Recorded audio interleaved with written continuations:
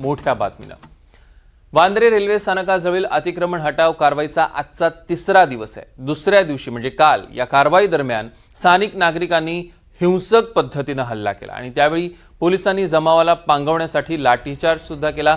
2 दिवसात झोपडपट्टीमधील 500 घरं तोडण्याचं नियोजन प्रशासनाने केलेलं आहे।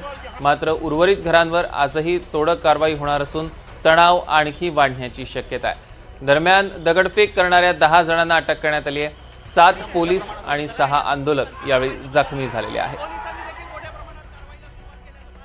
ही कालची संध्याकाळची दृश्य आपल्या टेलिव्हिजन स्क्रीनवर आपण बघतोय। दगडफेक सुद्धा मोठ्या प्रमाणात झाली होती आणि दगडफेक केल्यानंतर पोलिसांना लाठीचार्ज करावा लागला। वांद्र्यातील आज याच ठिकाणच्या अतिक्रमण हटाव मोहिमेचा आजचा तिसरा दिवस आहे आणि मोठ्या प्रमाणात पोलिसांचा फौजफाटा सुद्धा तैनात करण्यात आलेला आहे। काल सुद्धा आपण बघितलं मोठ्या पद्धतीने इकडे दगडफेक झाली होती। दृश्यांमध्ये आपण बघू शकतोय सगळा जमाव हिंसक झाला होता आणि पोलिसांवर त्यांनी स्थानिक नागरिकांनी हिंसक हल्ला केला।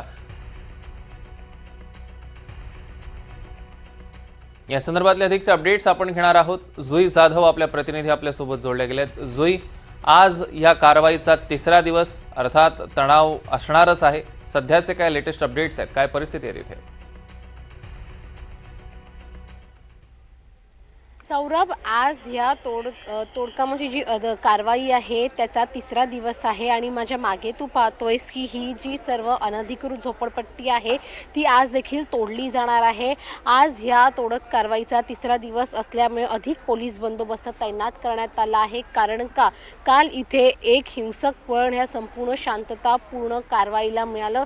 इथले जे स्थानिक होते त्यांनी पोलिसांवर दगडफेक केली आणि पोलिसांवर दगडफेक केल्याने काही पोलीस जखमी झाले होते, परंतु पोलिसांनी काही जणांना म्हणजे ज्यांनी दगडफेक केली त्यांना ताब्यात घेतलं आहे। अजूनही काही जणांचा शोध बाकी आहे, परंतु आज ह्या कारवाईचा तिसरा दिवस आहे।